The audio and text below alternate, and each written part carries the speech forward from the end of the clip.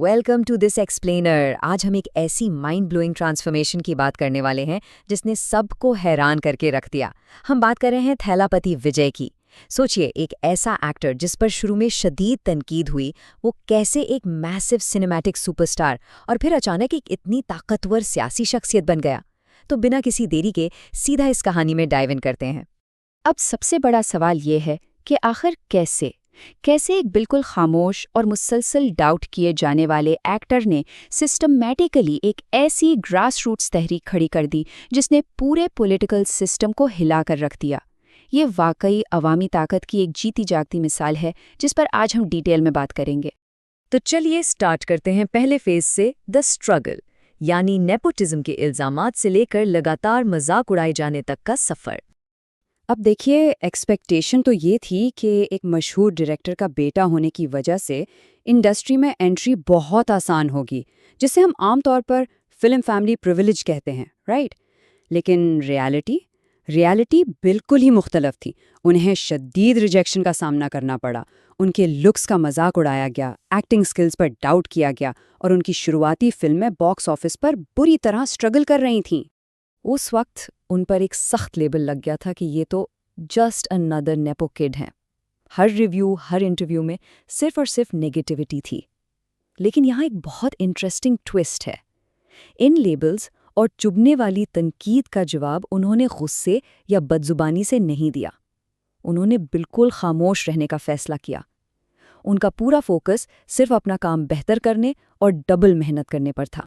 और यहाँ से शुरू होता है दूसरा फेज, द ट्रायम्फ, एक ऐसी यूनिक पहचान बनाने का सफ़र जहाँ रिजेक्शन मुकम्मल तौर पर मैस अपील में बदल गई। मोमेंटम अचानक से तब्दील हुआ इन स्पेसिफिक ब्लॉकबस्टर्स के आने से। पूवे ओनाकागा, गिल्ली, थुपक्की और मास्टर जैसी फिल्मों ने सब कुछ बदल कर रख दिया। इन फिल्मों ने ये साबित किया कि ऑडियंस के साथ एक जेन्युइन कनेक्शन बनाने के लिए किसी दूसरे की नकल ज़रूरी नहीं है, बल्कि अपना एक खालिस और यूनिक स्टाइल क्रिएट करना सबसे अहम है।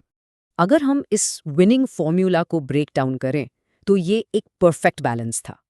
एक तरफ थी उनकी स्किल्स, जैसे माइंड ब्लोइंग डांस और मैस डायलॉग्स जो थिएटर्स में आग लगा देते थे, और दूसरी तरफ यूथ फैन बेस और फैमिली ऑडियंस, दोनों के साथ एक डायरेक्ट इमोशनल कनेक्शन।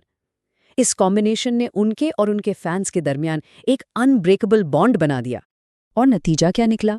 वही क्रिटिक्स जो शुरू में उनकी सलाहियतों पर हंस रहे थे, उन्हें अब चुपचाप ये मंजर देखना पड़ा। एक बहुत बड़े और डेडिकेटेड फैन बेस ने उन्हें थलापति का टाइटल दे दिया।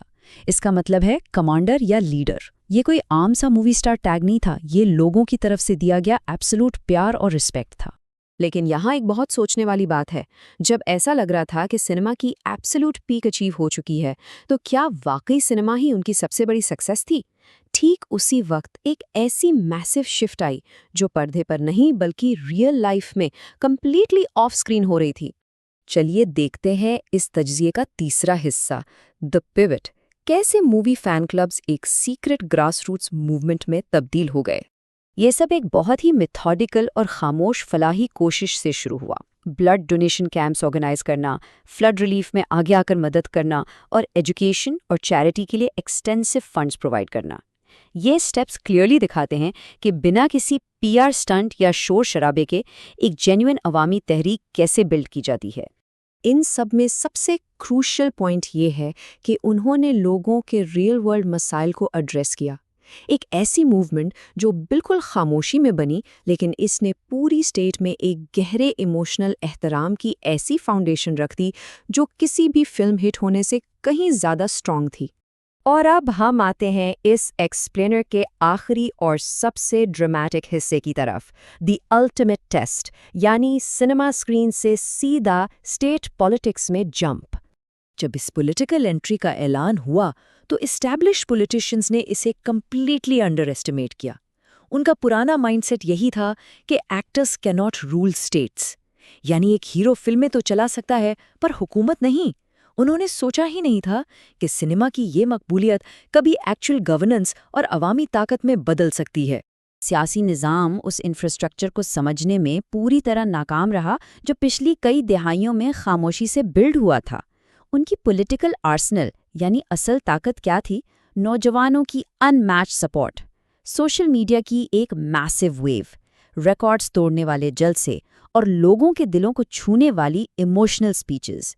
ये ऐसी ताकत थी जिसका मुकाबला करना आसान नहीं था। अगर हम इस टाइमलाइन को ट्रेस करें तो ये वाकई किसी थ्रिलर मूवी से कम नहीं। फेज़ 1 पॉलिटिक्स में आने का ऐलान, फेज़ 2 मुखालिफिन की तरफ से शदीद मजाक और रेजिस्टेंस, फेज़ 3 फिर वो मैसिव रैलीज और सोशल मीडिया मोबिलाइजेशन जिसने पब्लिक वेव क्रिएट की, और आखिर में फेज़ 4 इलेक्शन डे का वो हिस्टोरिक मोमेंट जहां एक के बाद एक हल्का इस नई तहरीक के हक में चला गया।